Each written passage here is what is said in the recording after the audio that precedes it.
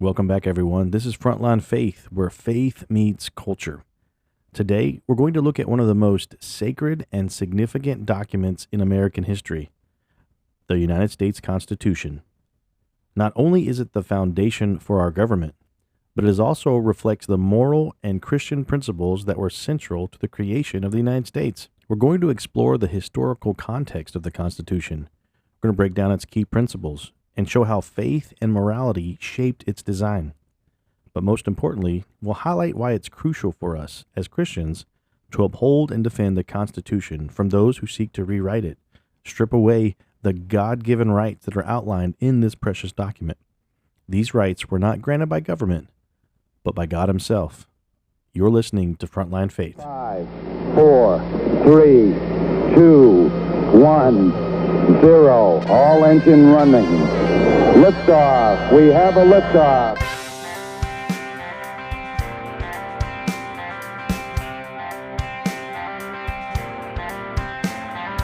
Hey everyone, welcome to Frontline Faith, a weekly podcast where faith and culture meet.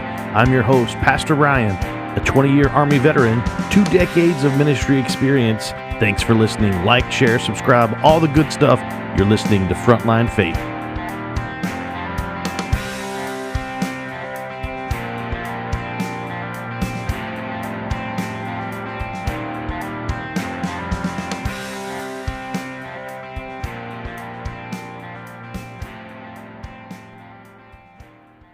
Let's first start with the birth of the Constitution, a nation in crisis. The United States Constitution was crafted in 1787 at the Constitutional Convention, a pivotal moment when the Founding Fathers came together to address the failures of the Articles of Confederation. The Articles had initially served as the country's first constitution, but ultimately failed to provide a strong and effective central government, leading to instability and chaos.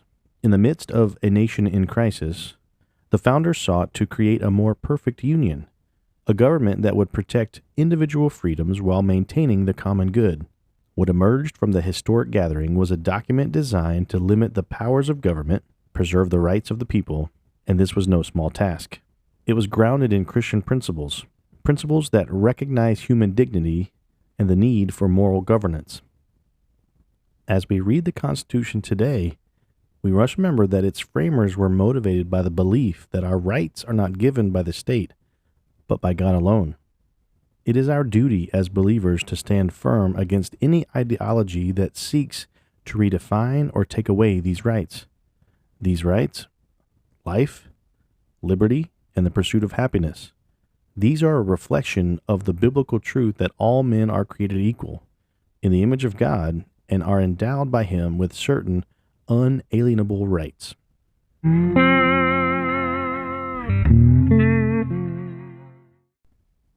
The Constitution opens with a powerful preamble, setting the tone for the rest of the document. The very first words are this: "We, the people of the United States, in order to form a more perfect union, establish justice, ensure domestic tranquility, provide for the common defense, promote the general welfare, and secure the blessings of liberty to ourselves and our prosperity, do ordain and establish this Constitution for the United States of America." These words are not just an introduction. They are a moral declaration. They affirm that the Constitution's purpose is to establish justice, promote peace, and secure the blessings of liberty.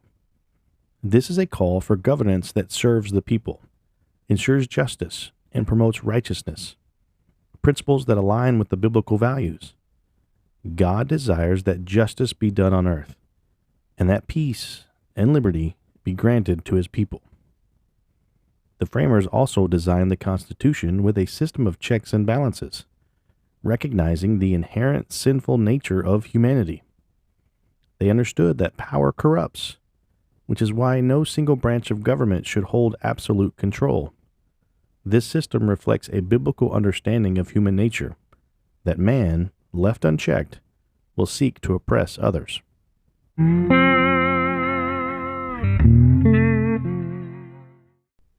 Let's look at the Bill of Rights. The Bill of Rights, passed in 1791, consists of the first 10 amendments to the Constitution.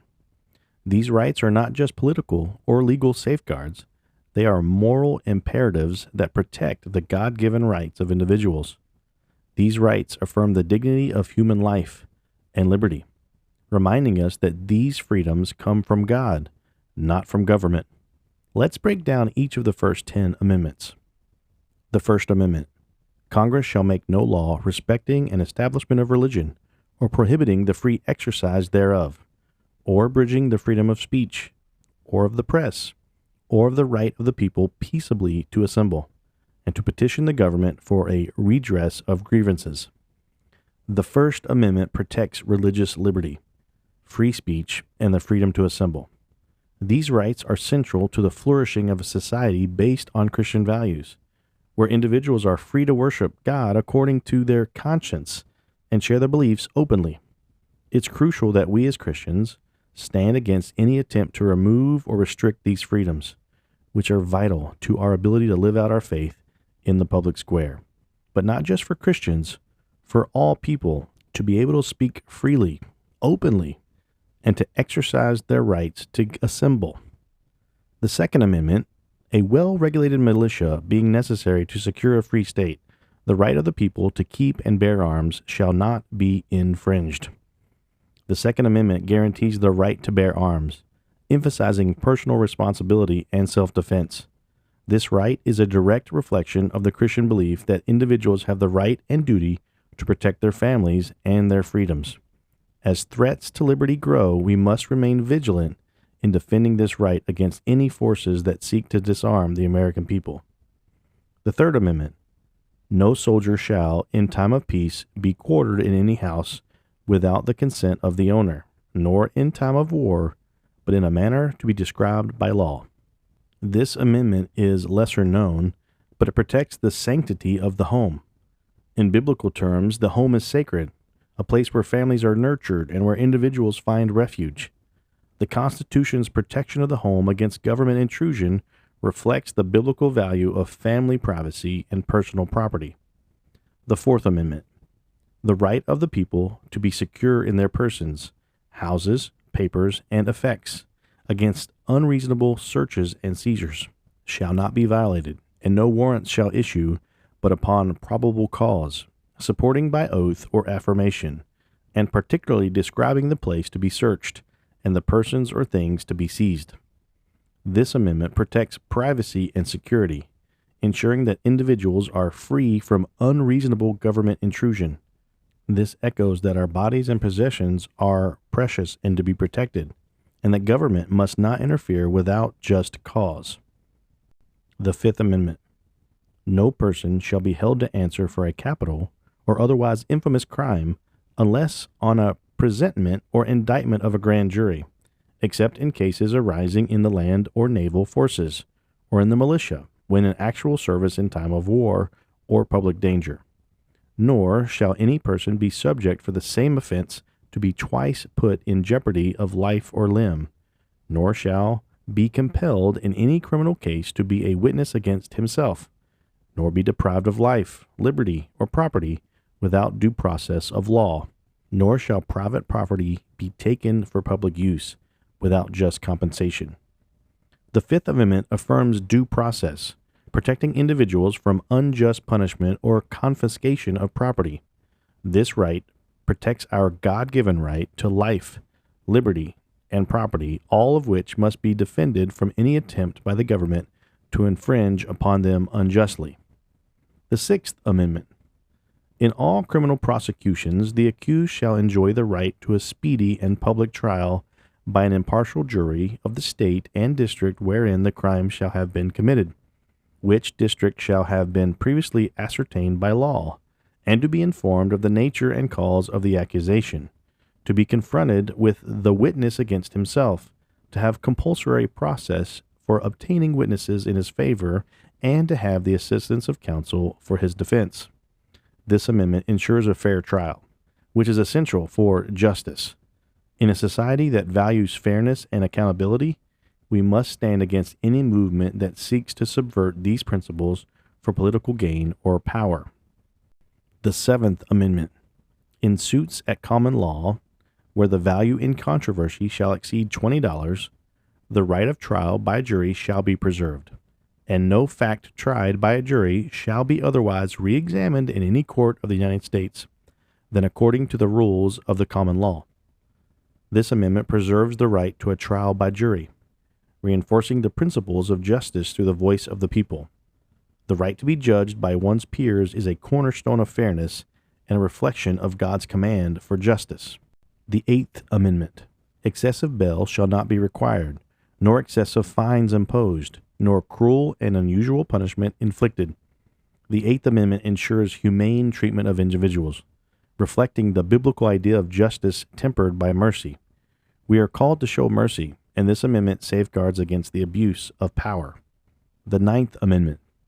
The enumeration in the Constitution of certain rights shall not be construed to deny or disparage others retained by the people. The Ninth Amendment recognizes that there are rights beyond those explicitly listed in the Constitution, affirming that the government cannot take away rights granted by God. And lastly, the Tenth Amendment. The powers not delegated to the United States by the Constitution, nor prohibited by it to the states, are reserved to the states respectively or to the people. The Tenth Amendment emphasizes the principle of federalism, reminding us that powers not given to the government are reserved to the people or the states. This amendment protects the liberty of individuals and states to make decisions based on their moral convictions.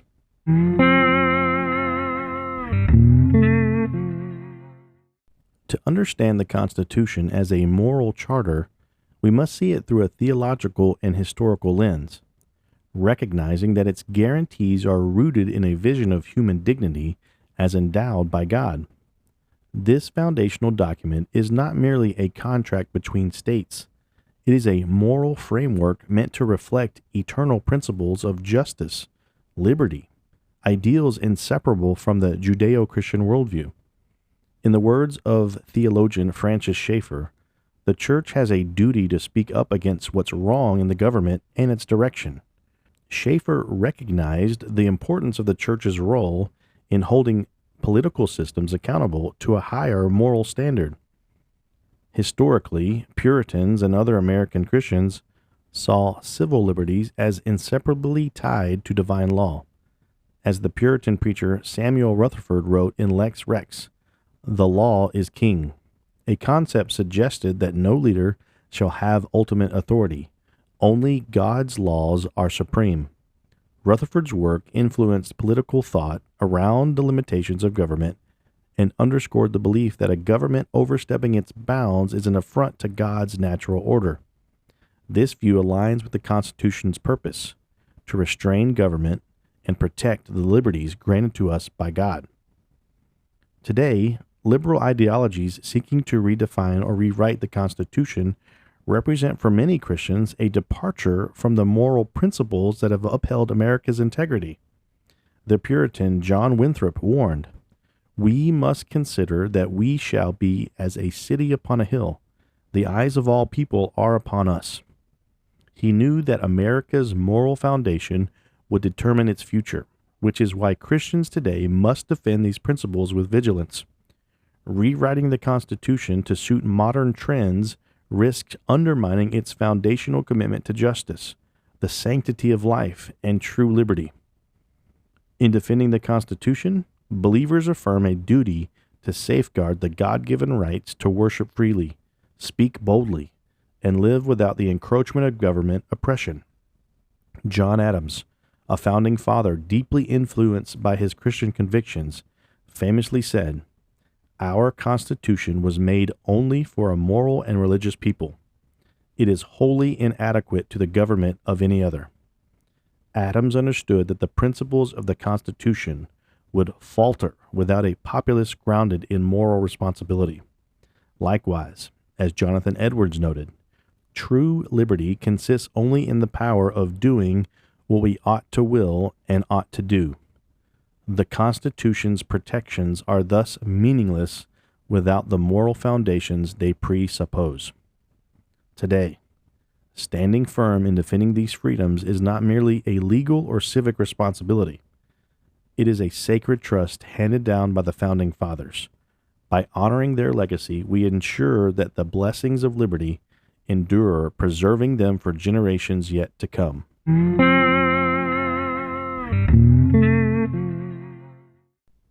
Overall, there are 27 amendments to the Constitution of the United States. I want to highly encourage you to get a copy of the Constitution. It's small, it can fit in your pocket. Read it once a year. I do, I try to, and I try to understand what the founding fathers meant when they wrote what they wrote and why it has endured for so long. Because it's balanced, its foundation is Christian principles. As we conclude today's podcast, let's remember that the Constitution is more than just a legal document. It's a reflection of the moral and Christian principles that laid the foundation for this great nation. We must uphold it, defend it, and ensure that the rights it protects are never taken away. This task is great, but our God is greater, and with His help we can continue to stand for truth, justice, and liberty. Keeping our eyes on Jesus, His kingdom is forever. He's coming again. Thanks for listening, and don't forget to rate this podcast. Leave a review, and join me next time as we continue to explore the intersection of faith and culture in today's world. You're listening to Frontline Faith.